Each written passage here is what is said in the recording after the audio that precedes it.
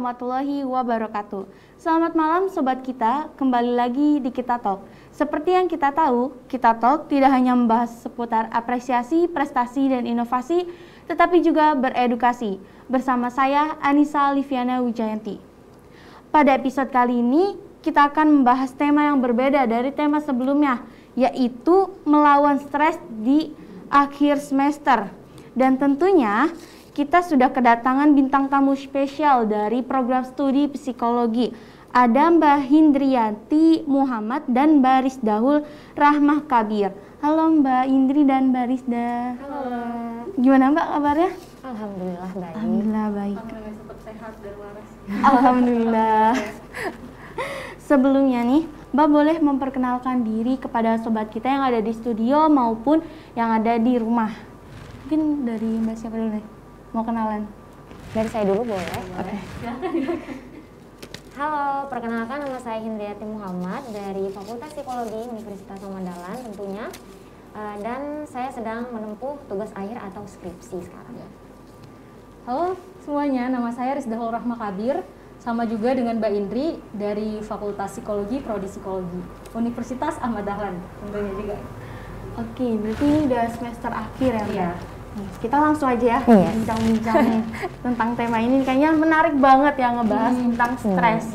Apalagi kita remaja yang dikit-dikit ngeluh, dikasih tugas dikit ngeluh gitu ya. Terus membahas semester akhir, berarti semester akhir tuh semester 6 ke atas ya? Iya. 6 ke atas. Ke atas ya.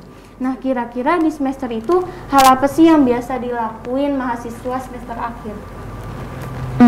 Kalau masih semester akhir itu biasanya kita lebih fokus untuk menyelesaikan tugas akhirnya kita. Kemudian biasanya kalau sudah semester akhir itu biasanya waktu luangnya lebih banyak kan. Nah itu biasanya dipergunakan untuk salah satunya mencari referensi untuk tugas akhirnya kita, dan bisa juga untuk mencari lowongan magang atau pekerjaan seperti itu. Oke, setahu aku nih Mbak, kan tadi bilang waktu luangnya banyak ya. Kan SKS juga makin semester akhir, maksudnya semester akhir SKS-nya makin sedikit kan yang diambil. Tapi kenapa gitu banyak yang stres di semester akhir?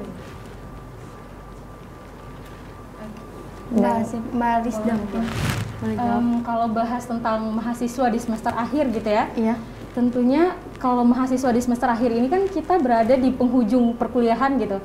Otomatis fokus kita itu lebih ke bagaimana sih cara biar bisa menyelesaikan skripsi dan bagaimana biar bisa lulus tepat waktu gitu. Nah, itu kan tentunya menjadi harapan kita semua ya mahasiswa gitu. Tapi di samping itu, kita juga pasti mendapatkan pertanyaan-pertanyaan ataupun tuntutan gitu dari lingkungan kita. Entah dari keluarga, orang tua, dari teman-teman kita, mungkin yang punya pacar dari pacarnya, dan orang-orang sekitar gitu. Kayak pertanyaan, kenapa sih, oh kamu belum lulus, kok semester ini belum lulus, skripsinya belum selesai, yang ini udah selesai loh. Nah, pertanyaan-pertanyaan seperti ini yang bikin kita tuh tanpa sadar merasa tertekan gitu, di-push, didorong biar ayo cepat selesai gitu. Padahal mereka nggak tahu gitu, di samping itu kita punya kendala-kendala lain yang mereka nggak tahu. Karena bisa dibilang juga kita mahasiswa semester akhir itu kan usianya mungkin 20-an ke atas gitu ya. Ini juga termasuk dalam masa quarter life crisis. Apa itu Mbak Arya?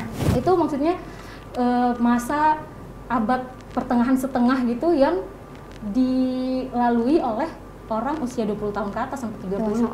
Di saat-saat seperti itu biasanya orang-orang pada bingung nih, aku karirnya nanti gimana, lulus kuliahnya nanti gimana, masalah percintaannya kayak gimana. Nah, hal-hal itu tuh yang bikin kita mahasiswa akhir tentunya yang merasa tertekan akhirnya bisa bikin stres. Gitu ya. Oke, berarti tuntutan mungkin ya, secara langsung tuntutan dari orang lain gitu ya. Nah, hal apa sih yang bisa bikin kita stres di semester akhir? Ada misalnya ada kekhawatiran apa gitu Mbak? Dari Mbak sendiri nih, mungkin dari Mbak Rida, dari Mbak Indri gitu. Kalau saya pas pengerjaan skripsi, saya khawatirnya itu kebanyakan pada saat lebih mikirnya pas sidangnya gitu. Pas sidangnya sih. Karena tanpa kita sadari kalau posisi kita menghadap penguji, dosen itu kan rada cemas juga ya sebenarnya. Rada pembimbing gitu. Iya. Jadi takutnya pas saat pas sidang tanpa kita sadari kayak kita mungkin lupa apa gimana karena terlalu panik atau mungkin cemas juga gitu, salah satunya sih itu. Terus planning ke depannya, walaupun kita sudah membuat planning tapi memang dijelaskan sebelumnya karena kita sudah memasuki masa dewasa awal. Nah di situ kita sudah mulai mempertanyakan nih, apa yang akan kita lakukan setelah kita lulus nanti, seperti berkarir atau mungkin mencari pekerjaan gitu kan. Nah itu sih yang saya khawatirkan, walaupun kita sudah punya planning tapi memang kekhawatiran itu pasti ada gitu. Kalau dari Mbak Rida sendiri? Kalau dari saya sendiri ini juga sama sih kayak Mbak Indri, tapi ada juga yang bikin saya lebih khawatir itu yaitu ekspektasi dan harapan orang tua kepada saya gitu ya. Jadi sebagai mahasiswa di semester akhir ini udah masa-masa krisis banget. Jadi orang tua tuh menaruh harapan kayak kita tuh bisa lebih cepat selesainya, lebih cepat lulusnya, skripsinya bisa berjalan lancar, tapi kan kita juga belum tahu ya, walaupun udah usaha gitu. Jadi itu sih menjadi kekhawatiran saya selain yang apa disampaikan Mbak Indri, harapan dan tuntutan dari orang tua itu. Nah dari tadi kan kita udah bahas stres gitu ya. Definisi stres yang sebenarnya itu apa sih Mbak? Kalau yang saya pahami tentang stres itu, stres artinya tuh tekanan yang kita dapatkan dari luar. Jadi bisa beresiko kepada mentalnya kita dan juga bisa ke fisiknya kita seperti itu. Bisa bikin sakit gitu ya? Iya, bisa. Betul. Dalam kesehatan nih atau psikolog, faktor apa saja yang bisa menyebabkan kita stres? Ini bisa dijawab dari Mbak Rizda. Kalau faktor untuk penyebab stres secara umum nih atau mahasiswa atau umum? Mahasiswa sih. Kalau mahasiswa gitu ya. Kalau sebutannya mahasiswa mungkin kita lebih sebut stres akademik kali ya. Jadi stres saat menghadapi tugas-tugas kuliah, tekanan-tekanan kuliah, entah skripsi yang belum kelar atau revisian atau masalah dengan dosen pembimbing kayak gitu ya. Jadi mungkin faktornya yaitu tadi pengerjaan skripsi yang gak berjalan lancar, terus hubungan dengan dosen pembimbing, dosennya sulit dihubungi gitu, deadline skripsi yang mepet gitu, itu sih. Kalau secara khusus mahasiswa akhir gitu. Nah pasti ada dampaknya dong ya. Iya. Nah kira-kira apa sih dampak dari stres itu? Dampak stres itu bisa membuat kita tidak bersemangat sebenarnya. Jadi kayak kita kurang motivasi di situ. Terus kemudian terganggu juga ke pola hidupnya kita. Kayak seperti kita bisa insomnia, terus kemudian bisa juga sakit, terus kurang itu termasuk yang insomnia tadi. Terus kayak badan kita tuh bisa aja mengalami kayak penyakit yang tanpa kita sadari gitu. Mungkin bisa saya tambahin dikit? Boleh. Jadi biasanya yang kita ketahui itu kan stres itu cenderung memberi dampak yang negatif bagi kita gitu ya. Kayak yang disebutkan Mbak Indri, baik dampaknya ringan kayak cuma sakit perut, emah, sakit kepala, atau sampai sakit yang kronis gitu kayak kanker, penyakit kulit, itu juga bisa terjadi kalau stres kita udah masuk kayak tahap yang berat banget gitu.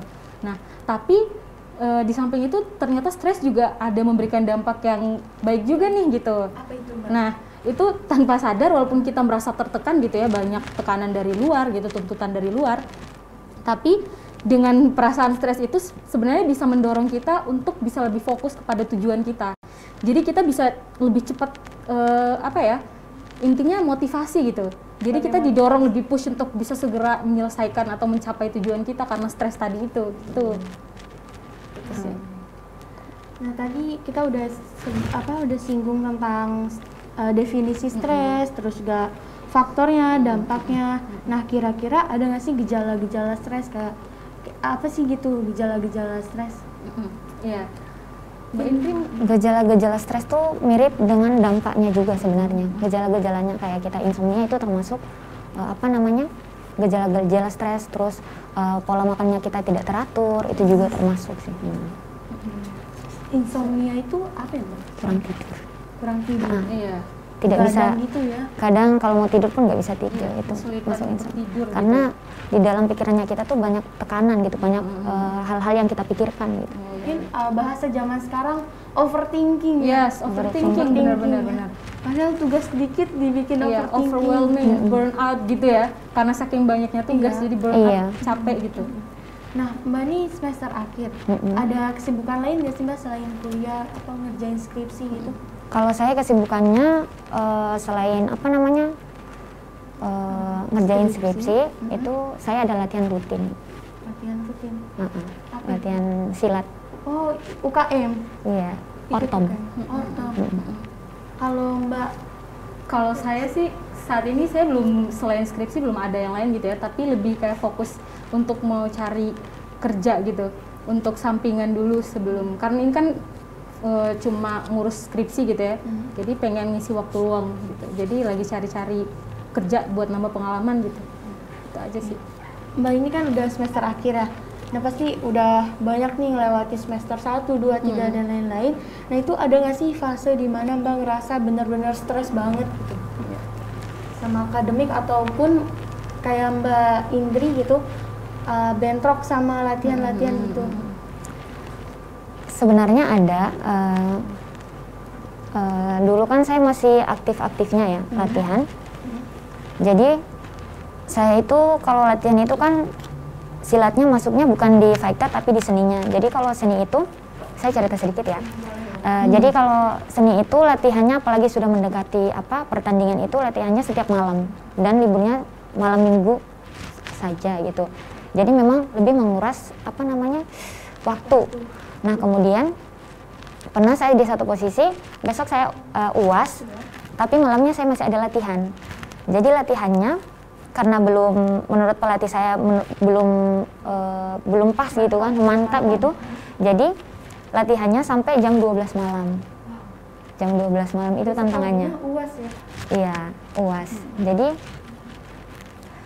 pas pulangnya jam 12 malam saya langsung istirahat kan karena memang badannya sudah capek. Jadi saya istirahat, subuhnya baru saya belajar, buka-buka materi dikit.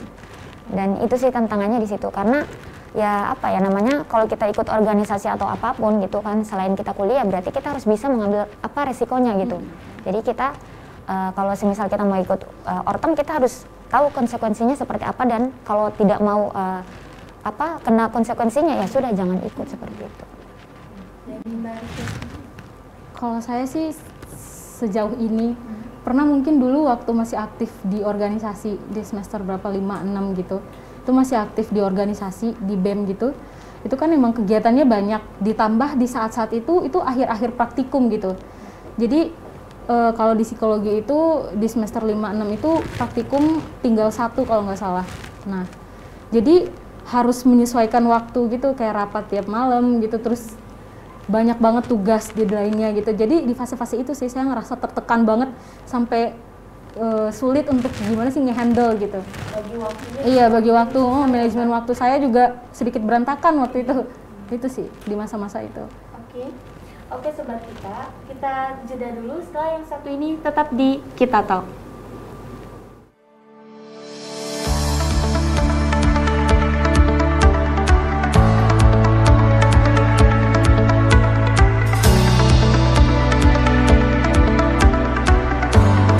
Komunitas Televisi UAD merupakan komunitas televisi kampus pertama di Indonesia yang berdiri pada tanggal 28 April 1996.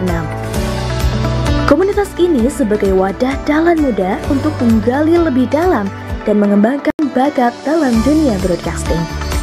Saat ini, komunitas TV UAD sedang menjalankan beberapa program secara rutin. Program Redaksi Dahlan sebagai program news. Program ini menginformasikan isu-isu terupdate di dalam maupun di luar kampus UAD. Program Kita Talk. Program talk show yang membahas tentang apresiasi, prestasi, dan tentunya beredukasi. Di bulan Ramadan ada program Mantra, makanan takjil Ramadan. Program ini berisikan review takjil yang unik dan khas untuk berbuka puasa. Selain program-program tadi, masih banyak lagi program yang telah dijalankan oleh komunitas TV UAD. Komunitas TV UAD juga terlibat aktif dalam kegiatan-kegiatan besar kampus, di antaranya P2K, Wisuda, dan event-event lainnya. Studio Televisi UAD terletak di Jalan Kapas nomor 9, lantai 4 Gedung ITC Kampus 1 UAD.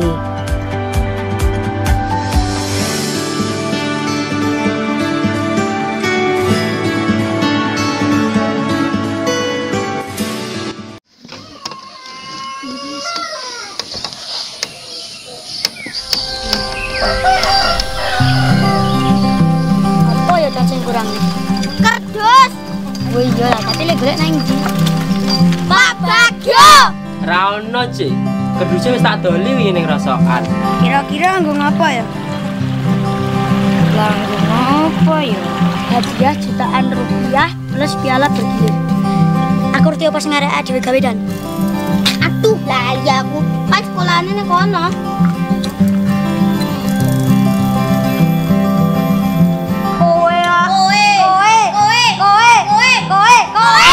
Asnya nggak pada nggak dhewe. Aku salah. Ora aku salah. Ya wis sing salah. Lho kok aku jarine aku ya salah. Yo aku ya salah.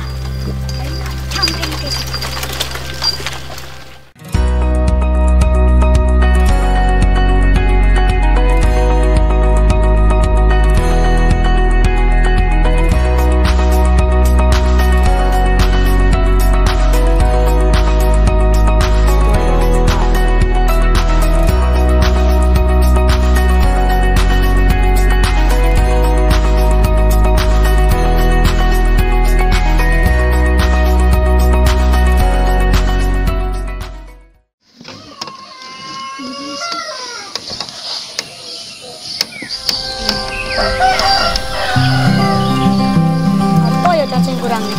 Kardus. Wih iya lah, tapi lek golek nang ndi? Pak Bagyo. Ra ono, Cik. Keduse wis tak doli wingi ning rosokan. Kira-kira nggo ngapa ya? Lah nggo ngapa ya? Hadiah jutaan rupiah plus piala bergilir. Aku ngerti apa sing arek dhewe gawe dan. Aduh, lah iya aku pas sekolahane ning kono.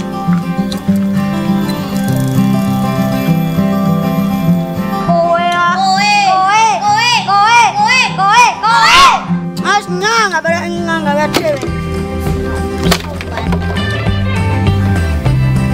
Aku salah.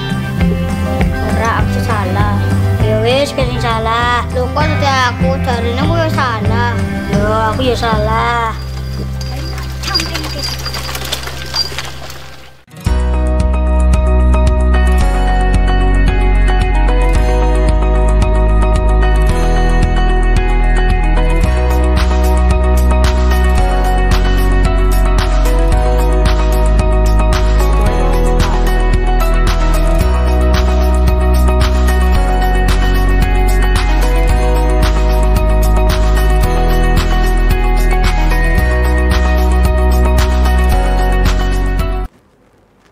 Sobat kita, kembali lagi di Kita Talk bersama saya Nisa Liviana Wijayanti dan dua narasumber kita, ada Mbak Risdaul dan Mbak Indri. Oke, kita lanjut bincang-bincang lagi mengenai stres di semester akhir. Oke, kalau mbak-mbak ini udah merasa sumpek nih sama tugas, kayak sama udah skripsian, udah mentok banget gitu, hal apa sih yang biasa Mbak lakuin dari Mbak? Oke, kalau saya biasanya ngeberi reward ke diri sendiri sih, karena ngerasa udah capek gitu kan, udah berusaha juga, jadi harus kasih reward ke diri sendiri. Saya biasanya kan saya seneng nonton gitu film gitu, jadi biasanya saya menghabiskan waktu luang saya itu dengan menonton gitu. Kemudian ketika saya rasa udah cukup, baru saya beraktivitas lagi. Me time gitu ya? Iya, me time sendiri, nggak mau ada yang ganggu gitu. Kalau dari Mbak Rizda? Kalau saya sendiri sama juga sih kayak Mbak Indri, tapi saya biasanya melakukan hal-hal yang kita senangin aja sih, karena kan saat kita ngadepin banyak hal dan tuntutan itu tanpa sadar kan kita langsung ngerasa overwhelmed banget gitu, kayak berat banget gitu. Jadi biar meringankan gitu, saya melakukan hal-hal yang bikin saya seneng gitu, atau hobi-hobi saya. Sama kayak Mbak Indri juga, saya suka nonton nih, ngedrakor atau dengerin musik. Iya, ngedrakor, dengerin musik, atau enggak nonton entah di bioskop atau di kamar bareng sama Mbak Indri juga sih, atau enggak ngobrol sama teman-teman, jalan-jalan gitu ke pantai gitu. Kayak nge-charge energi lagi biar bisa semangat buat ngerjain atau menghadapi aktivitas gitu sih. Nah, kalau Mbak ini ada lagu kesukaan nggak sih Mbak? Iya. Biasa didengarin gitu. Ada. Apa? Kalau saya lagi ngerjain skripsi, ini kayak orang tua sebenarnya ya, karena suka dengernya ada lagu-lagu 2000-an. Itu enak banget kalau didengar sebenarnya. Bisa bikin refresh otak ya. Iya, enak Kalau banget. Mbak Rizda gimana? Saya juga sih karena saya suka Korea gitu ya. Iya. Oh, fans Korea. Iya, jadi Wah, kayaknya sobat yang ada di Iya. studio fans Soalnya Korea nih. maksudnya kan sekarang ini kayak agak marak gitu ya, sering itu jadi salah satu lagu-lagunya, entah drama kan tadi saya bilang. Jadi saya seneng denger lagu-lagunya sih. Pokoknya lagu-lagu yang meaningful gitu, yang berarti, artinya oke gitu. Biasanya saya sering denger. Intinya Korea atau enggak lagu bahasa Inggris juga gitu sih. Kalau menurut Mbak nih ada nggak sih lagu yang bisa menghilangkan stres itu? Mungkin dari psikologi mungkin diajarin ada lagu apa gitu. Kalau saya biasanya bukan lagu sih, tapi lebih ke video yang seperti relaksasi gitu. Kalau enggak, biasanya saya nonton channel yang memang di dalamnya itu kayak menampilkan berkebun. Nah, seperti itu sebenarnya healing tersendiri buat saya ya sebenarnya. Jadi pas sebelum, biasanya saya kalau insomnia biasanya saya nonton itu tanpa saya sadari saya tertidur karena memang Relax gitu ya. serelax itu nonton. Dan Mbak Rizda Kalau saya gitu ya, saya biasanya sih mendengar lagu yang sudah saya singgung sebelumnya tadi, lagu-lagu yang menenangkan gitu, dan lagu-lagunya yang tentunya saya suka dan artinya juga oke gitu. Jadi bisa relate gitu sama, kayak itu juga jadi motivasi. Ini saya bisa singgung dikit sama psikologi gitu, gak apa-apa ya? Boleh banget. Jadi di psikologi itu ada, saya baca beberapa penelitian gitu.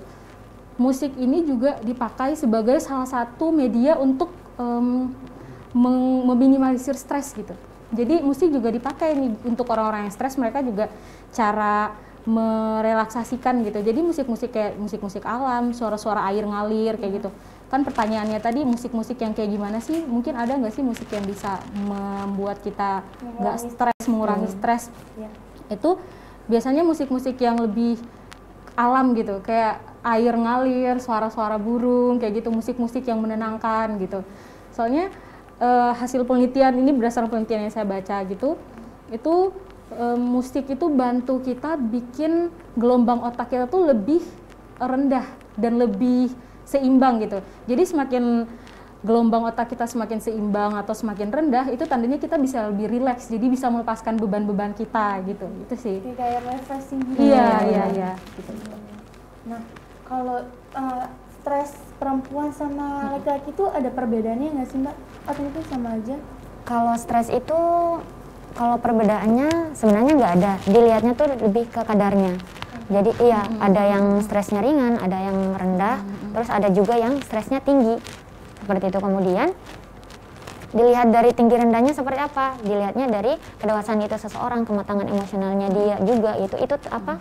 Mempengaruhi stresnya itu sebenarnya. Iya. Seperti itu.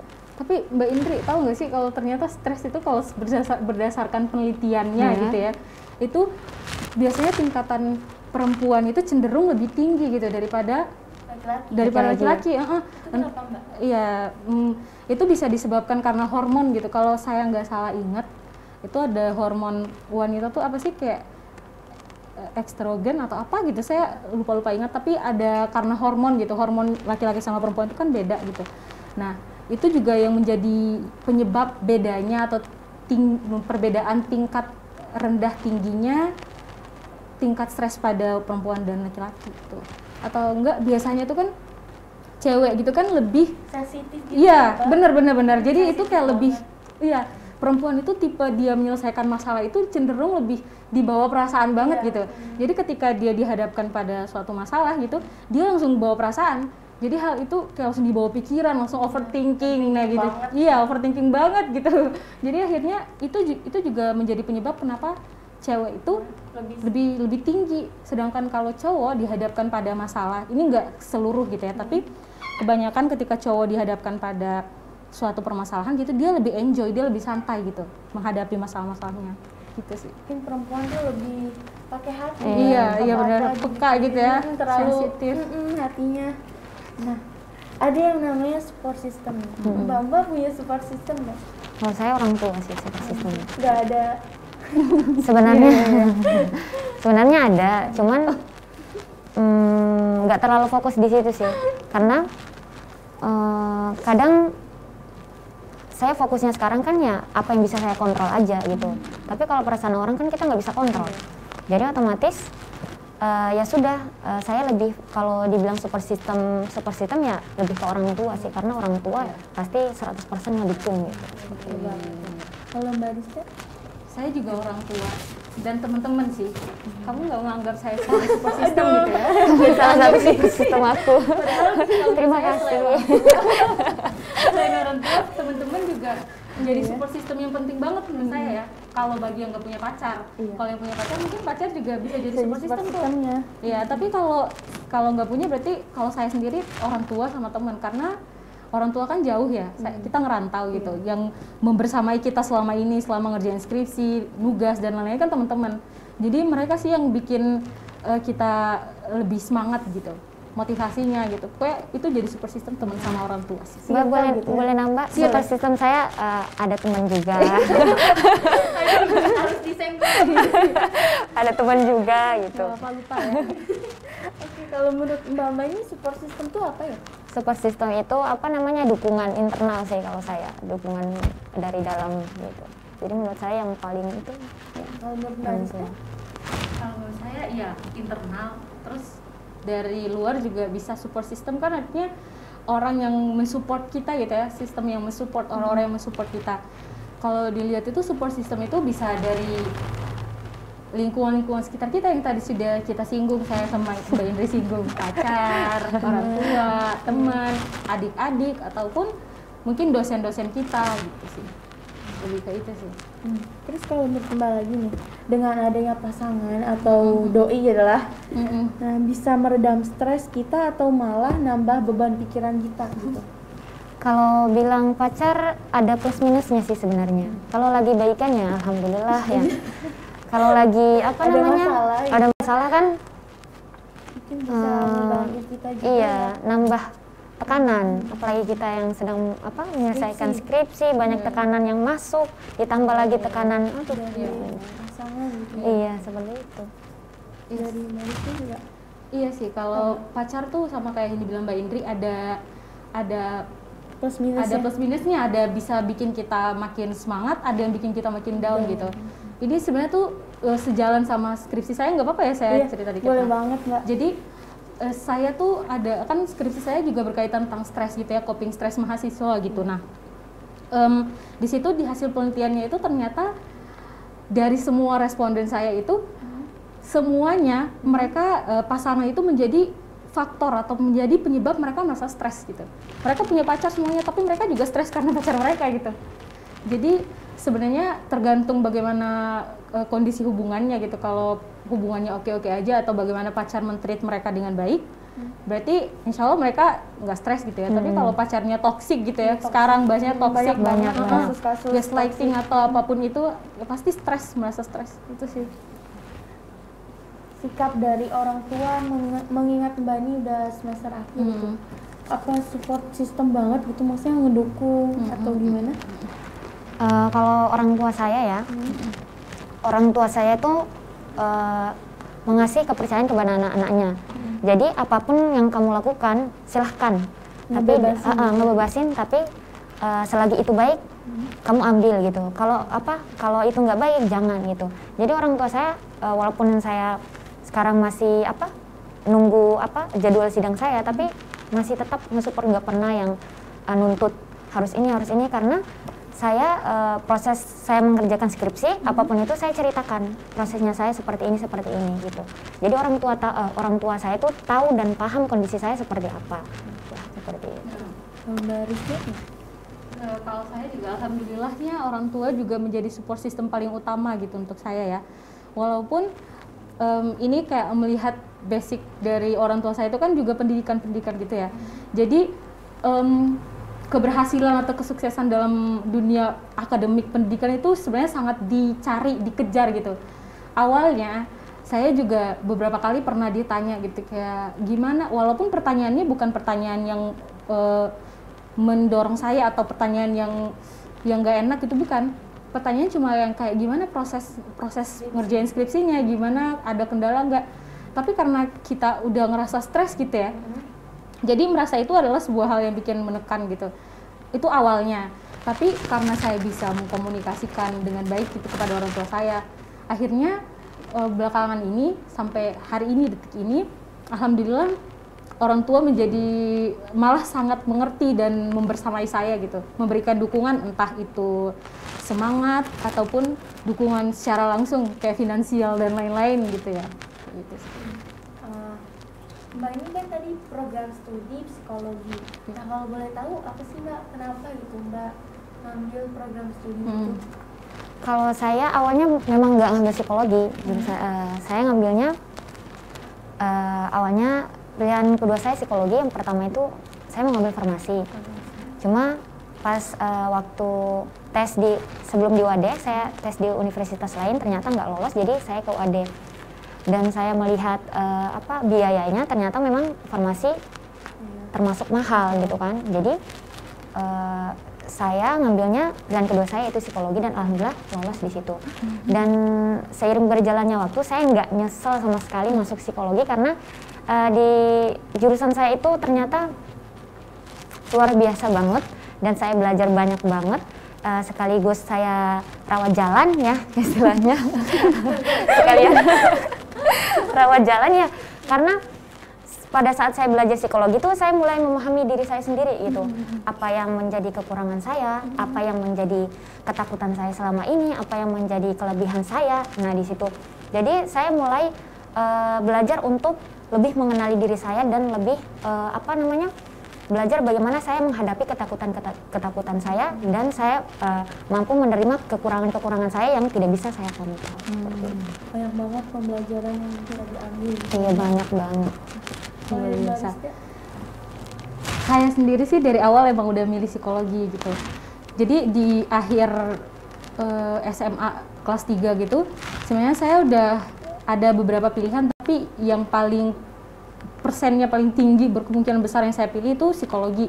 Karena saya tertarik aja gitu dengar dari cerita teman-teman, kakak-kakak gitu ya, kakak-kakak yang pernah ngambil psikologi, kayaknya seru banget gitu. Mereka belajar gimana sih manusia itu berperilaku, bertindak, kenapa sih, atau alasan kenapa sih manusia itu melakukan ini itu gitu.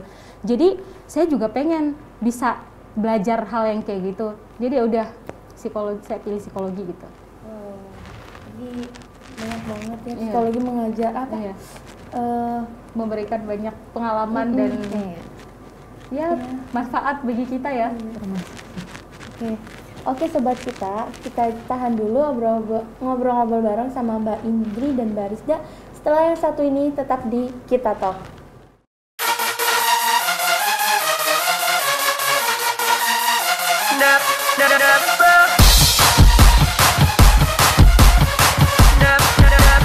Never felt so alone. Never felt so alive.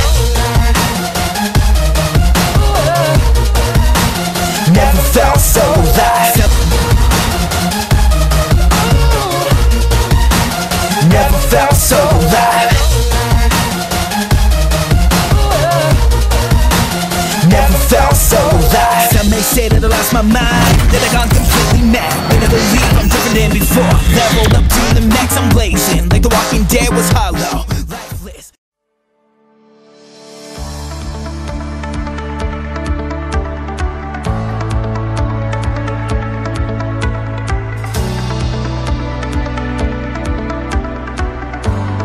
Komunitas Televisi UAD merupakan komunitas televisi kampus pertama di Indonesia yang berdiri pada tanggal 28 April 1996. Komunitas ini sebagai wadah dalan muda untuk menggali lebih dalam dan mengembangkan bakat dalam dunia broadcasting. Saat ini, komunitas TV UAD sedang menjalankan beberapa program secara rutin. Program Redaksi Dahlan sebagai program news. Program ini menginformasikan isu-isu terupdate di dalam maupun di luar kampus UAD. Program Kita Talk. Program talk show yang membahas tentang apresiasi, prestasi, dan tentunya beredukasi. Di bulan Ramadan ada program Mantra, makanan takjil Ramadan. Program ini berisikan review takjil yang unik dan khas untuk berbuka puasa. Selain program-program tadi, masih banyak lagi program yang telah dijalankan oleh komunitas TV UAD. Komunitas TV UAD juga terlibat aktif dalam kegiatan-kegiatan besar kampus, di antaranya P2K, Wisuda, dan event-event lainnya. Studio televisi UAD terletak di Jalan Kapas nomor 9, lantai 4 Gedung ITC Kampus 1 UAD.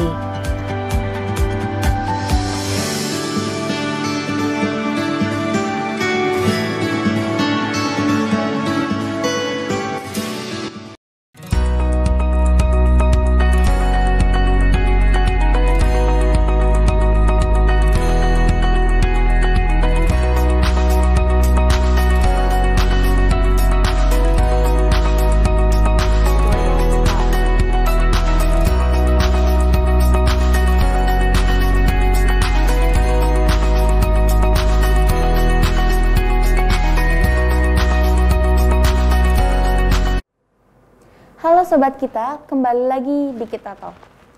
Nah, kita lanjut ngobrol-ngobrol bareng Mbak Indri dan Mbak Rizda. Nah, tadi sempat disinggung kan ya Mbak tentang pengalaman-pengalaman Mbak di fase stres. Nah, itu gimana sih cara mengatasi Mbak menghadapi hal itu di fase itu? Berarti lebih ke coping stresnya ya? Iya. Kalau coping stress itu tuh yang saya tahu, yang saya pahami dua. Itu ada emotional focus sama problem fokus. Kalau emotional focus kita larinya ke perasaan kita. Jadi semisal kita lagi stres, kita larinya kayak mencari kesenangan gitu, kayak karaoke apa gimana, biar menghilangkan pikiran kita tentang stres yang kita alami. Tapi kalau problem fokus, kita lebih fokusnya ke problem yang kita alami gitu, permasalahan yang kita alami. Jadi kita langsung mencari solusi terbaik gitu terhadap masalah itu gitu. Jadi kalau dibilang antara dua itu yang paling bagusnya yang fokus itu sih. Lebih fokus ke nyari solusi. Masalah yang kita hadapi. Iya, karena kalau emotional fokus 1-2 kali itu memang nggak apa-apa, tapi kalau berulang kali seperti kita lari dari masalah. Iya. Gitu sih. Kabur ya. Kalau dari Mbak Rizda gimana? Kalau dari saya juga ini setuju sama pernyataan Mbak Indri tadi tentang yang dua itu. Tapi saya punya sedikit pandangan lain gitu tentang bagaimana cara menanganinya. Kan kalau dalam psikologi itu kita sebutnya coping stress. Jadi coping stress itu bagaimana cara kita, sudah dijelaskan Mbak Indri tadi, cara kita untuk menangani stres kita, menyelesaikan stres kita ataupun mengurangi hal kayak gitulah. Nah, dalam ini berkaitan sama keadaan yang waktu kita lagi down banget gitu. Saya milihnya untuk pakai problem focus coping kah atau emotional focus coping. Nah, kalau emotional focus coping itu kan cara penanganannya lebih ke emosi yang sudah dijelaskan kayak Mbak Indri. Jadi dia fokus untuk menenangkan emosinya dia dulu. Dia jalan-jalan dulu, karaoke entah yang kayak Mbak Indri bilang tadi. Terus kalau problem fokus dia nyari solusinya langsung dengan berusaha untuk mencari cara-cara lain yang mungkin dia belum pernah nyoba. Itu cara problem fokus. Nah, saya kadang dua-duanya saya gabung, kombinasiin gitu ya. Kadang di masalah-masalah tertentu saya memilih menggunakan emotional focus coping terlebih dahulu. Saya berusaha untuk menenangkan emosi saya dulu atau melari, sebenarnya ini disebut juga lari sementara dari masalah gitu ya. Biar tenang dulu, oke dulu dengan cara jalan-jalan gitu ya. Habis itu baru saya fokus ke masalahnya. Namun ada saat-saat tertentu saya memilih langsung mengerjakan atau menyelesaikan, mencari akar masalahnya saya selesaikan gitu. Nah, jadi itu sih biasanya waktu itu yang lagi saya stres banget, saya pilih emotional focus coping dulu, baru saya ke problem focus copingnya. Tapi ya kalau ini pendapat saya agak berbeda sedikit dengan Mbak Indri. Oke. Nggak apa-apa ya. Nggak apa-apa. Kan beda pendapat persepsi ya. juga. Walaupun temenan tapi ya gitu ya. Jadi kalau problem focus coping sama emotional focus coping ini jika ditanya mana sih lebih lebih efektif gitu. Menurut saya itu tergantung pada individu itu masing-masing, pada orang itu masing-masing. Soalnya bagaimana seseorang itu menghadapi sebuah masalah, bagaimana cara dia menyelesaikan masalah itu ditentukan oleh faktor yang berbeda-beda. Kayak baik usianya, baik budayanya, baik lingkungannya gitu, teman-temannya ataukah kepribadiannya dia, ya seperti itu. Jadi jika ditanya efektifan yang mana, itu tergantung individu itu masing-masing. Dia lebih nyaman yang mana, dia rasanya lebih pas yang mana nih, lebih berdampak yang mana nih. Jadi terserah dia, kecuali dia memilih coping yang mungkin disebut maladaptif. Apa itu Maladaptif itu coping yang pokoknya nggak sesuai sama norma gitu, kayak nggak benar gitu, yang merugikan diri dia sendiri. Hal negatif mungkin ya Mbak? Iya, jadi negatif. Nah, kalau adaptif itu kan copingnya dengan cara yang positif gitu ya. Kalau maladaptif ini, cara dia menyelesaikan masalah itu dengan hal-hal yang bisa merugikan diri dia sendiri, yang berdampak negatif. Contohnya tuh kayak dia minum minuman beralkohol, contohnya ya.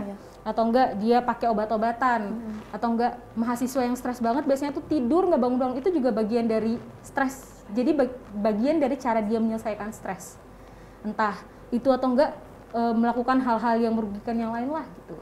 Jadi intinya kalau saya kombinasikan antara coping emosionalnya sama problem fokusnya. Berarti cara menyelesaikan stres tuh orang beda-beda ya? Ada yang apa Mbak tadi? Ada yang secara emotional focus coping sama problemnya. Nah, begadang itu boleh atau enggak ya Mbak? Maksudnya kira-kira efek samping dari begadang itu apa? Efek samping dari begadang, kalau bilang efek samping, saya kalau begadang tuh sebelum seperti saya jelaskan sebelumnya, itu salah satu efek dari karena kita stres begadang. Kalau semisal kita lagi skripsi terus begadang gitu, sebenarnya nggak masalah. Tapi kalau lama-kelamaan nanti yang ruginya ya diri kita sendiri.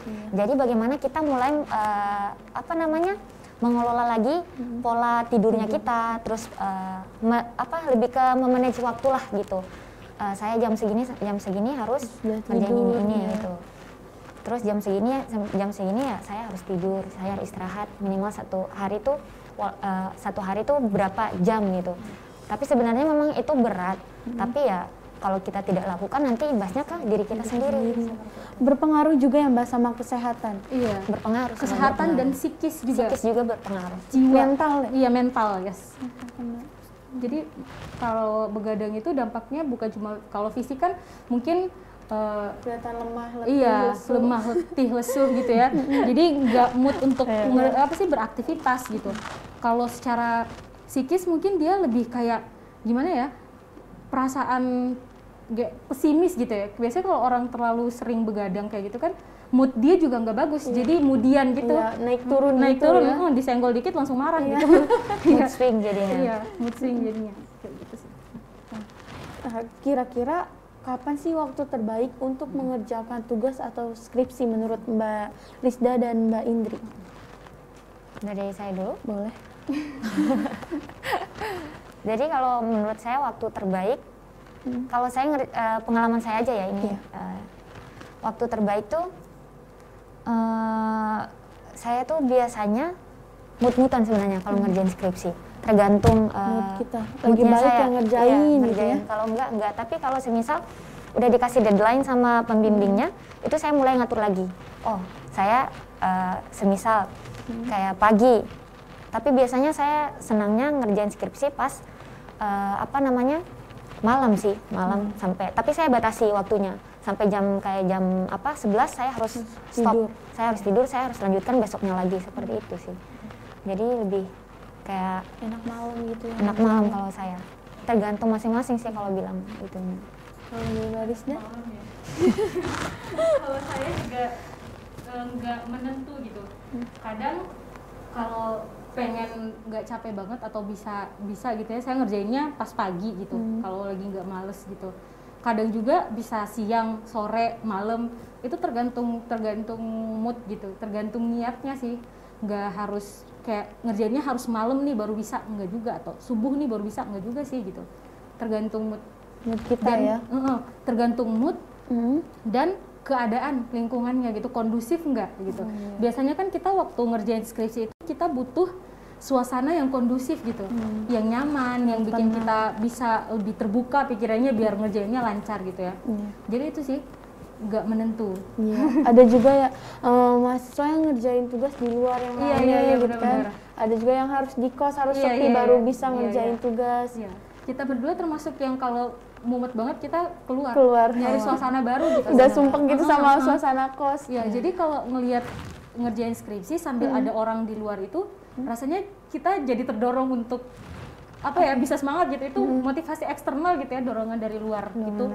Nah, tapi emang ada juga gitu teman-teman atau teman-teman terdekat kita gitu kalau ngerjain skripsi butuhnya harus di kos, harus tenang, nggak boleh ada ribut gitu.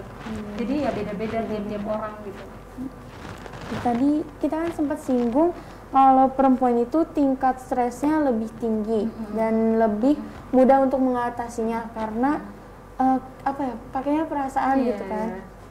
Nah, kira-kira nangis itu berpengaruh nggak Mbak? Misalnya kayak nangis gitu kayak bikin kita lega atau bikin kita gimana gitu? Nangis sangat berpengaruh, berpengaruh banget. Saya cerita sedikit ya ini. Pengalaman saya pas saya kuliah praktek konseling. Nah di situ kita sedang praktek tentang relaksasi. Nah di situ relaksasinya ada 3, ada pernapasan, relaksasi otot, sama visualisasi. Itu percaya nggak percaya ini sebenarnya. Jadi pas pertama relaksasi pernapasan saya masih baik-baik aja. Cerita pengalaman ini, saya masih baik-baik aja. Kemudian relaksasi kedua, relaksasi otot, dimana kita kayak seperti peregangan gitu kan, gitu. Tapi saya mulai pusing di situ, Kemudian pas relaksasi visualisasi, di situ kita seperti membayangkan gitu. Yang mimpin kan dosen saya, jadi dia bercerita gitu. Coba kalian bayangkan kalian sedang duduk di bawah pohon yang rindang, terus gini-gini. Nah di situ terakhir kata beliau, bayangkan di sekitar di samping kamu itu ada sungai yang mengalir, terus ada daun yang kamu alirin daun itu di sungai itu. Nah kamu lihat terus sampai daun itu menghilang gitu. Tapi dalam kepala saya daun itu nggak bisa hilang sama sekali. Jadi walaupun udah jauh tetap aja saya masih lihat gitu. Pas udah selesai saya sudah mulai pusing. Jadi ditanya sama dosen saya, siapa yang merasa mual atau pusing seperti itu kan? Saya angkat tangan. Oh silahkan ke belakang, kata ibu kayak gitu, silahkan ke belakang. Saya ke belakang. Pas itu ini tuh udah sakit banget sebenarnya, sakit banget, nggak tahu kenapa ya. Sakit. Terus tiba-tiba beliau tuh cuma nanya ke saya, apa yang kamu rasakan? Di situ saya nangis sejadi-jadinya saya. Itu iya, sejadi-jadinya saya nangis. Tapi dalam pikiran saya tuh saya nggak saya nggak bisa membayangkan apa sih yang membuat saya nangis. Dan pas itu saya nangis, terus ibunya bilang, apa yang kamu bayangkan gitu, apa yang kamu rasakan sekarang? Saya rasanya sakit aja Bu, sakit, tapi saya tidak tahu penyebabnya apa. Terus nah jadi menurut saya kalau kalau nangis itu bisa menghilangkan, sebenarnya bisa menghilangkan, menenangkan kita gitu terhadap stres yang kita alami. Walaupun masalah kita belum selesai, kalau kita menangis setidaknya hati kita udah tenang seperti itu. Berarti ngaruh ya Mbak, nangis itu wajar gitu ya. Kalau kita dapet masalah terus kayak stres terus nangis tuh wajar banget kan ya. Malah yang jadi masalah kalau ketika kita ngerasa pengen nangis atau pengen marah, kita nggak ngeluarin itu malah bahaya. Kita tahan ya, nggak boleh ya. Dipres gitu, ditahan aja. Kayak kamu punya masalah sama pacar atau sama teman, tapi kamu nggak bisa ngungkapinnya, kamu nahan aja tuh kayak nangis sendirian atau enggak apa yang unek-unek kamu tahan gitu. Jadi kalau ketika permasalahan itu semakin berlarut-larut atau permasalahan itu ada kembali, malah dia semakin menumpuk kan, yang ada di dada itu kayak unek-uneknya itu kan makin banyak. Gitu ya. Jadi ketika disinggung sekali, kamu pasti langsung meledak gitu. Jadi malah itu nggak bagus bagi psikis. Nah, ini saya mau balik lagi ke pertanyaan tadi ya, tentang bisa nangis itu bisa nggak sih untuk menangani stres atau mengurangi stres? Jawabannya kayak Mbak Indri bisa.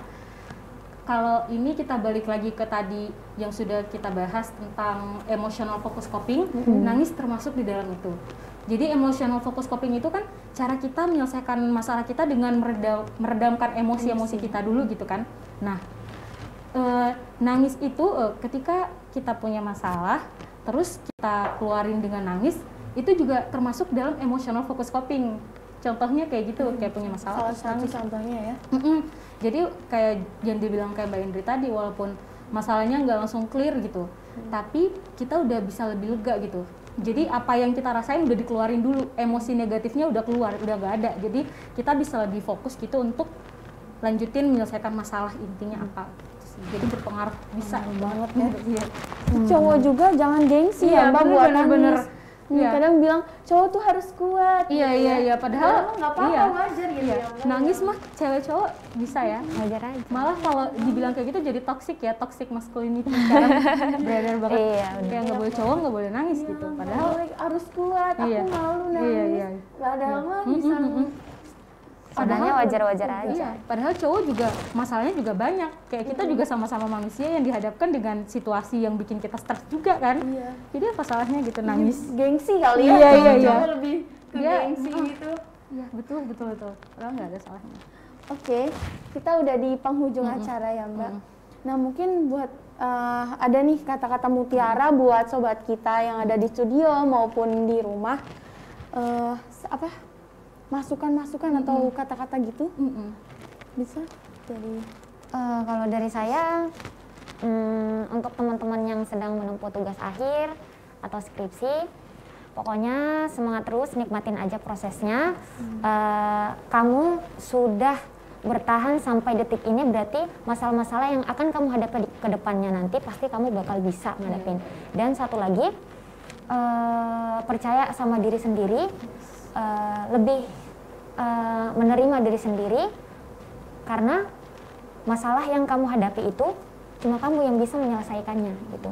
Dan untuk tentang pembahasan kita tentang stres, stres mungkin lebih dilihat ke sisi positifnya, dimana stres itu tanpa kita sadari sudah menjadi teman hidup kita gitu loh.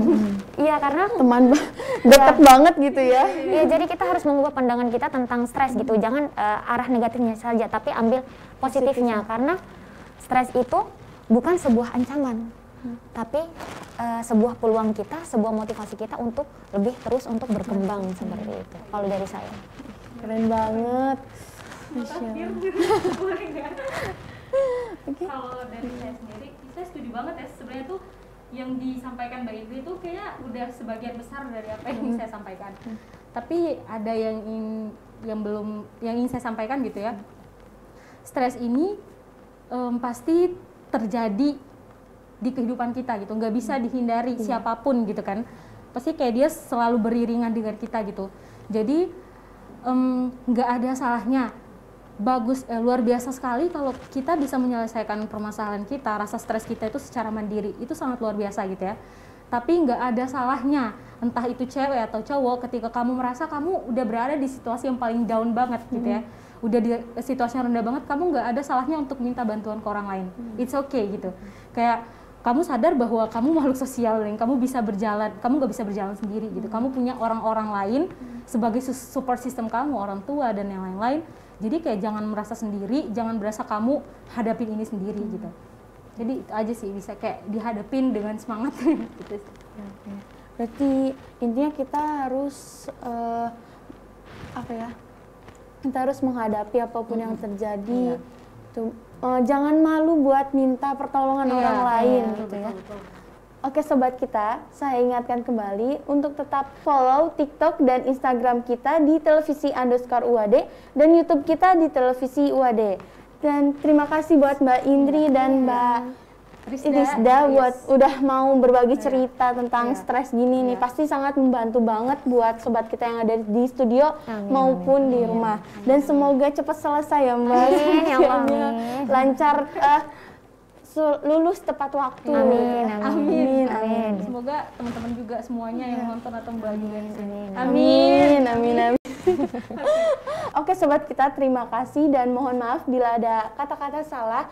Saya Anissa Liviana Wijayanti mewakili kru yang sedang bertugas. Pamit undur diri. Terima kasih. Wassalamualaikum warahmatullahi wabarakatuh.